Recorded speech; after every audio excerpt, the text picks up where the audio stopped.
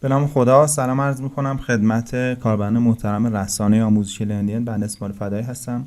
در خدمت شما هستیم با آموزش یکی از افزونهای بسیار کاربردی وردپرس که استقبال خوبی هم از این افزونه توی سایت لرنین هست. ما افزونه کاربردی و افزونهایی که استقبال بسیار زیادی رو داشته باشیم و حالا مورد نیاز هر سایت وردپرسی رو باشه، ما سعی میکنیم که این افزونه ها رو به صورت کامل آموزش بدیم، به صورت رایگان، که بتونید ازشون استفاده کنید.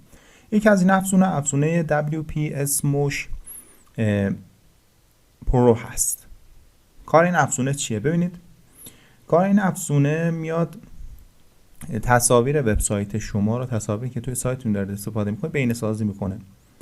حالا ابزارهای مختلفی رو در اختیار ما قرار میده. افزونه زمانی که شروع به کار کرد، هدف اصلیش یا رسالت اصلیش همین بهینه‌سازی تصاویر بود توی سایت های وردپرسی، که بعداً اومد امکانات دیگه رو هم به خودش اضافه کرد.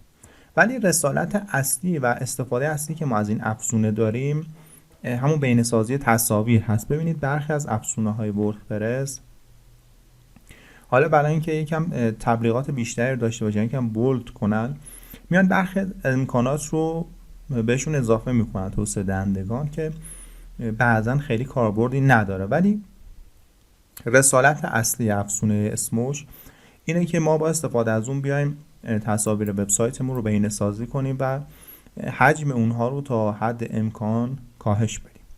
و توی دوره آموزشی ما قراره در مورد این افزونه صحبت کنیم، بخش مختلف اون رو، البته بخش کاربردی رو بهتون معرفی کنیم. با بنده همراه باشید.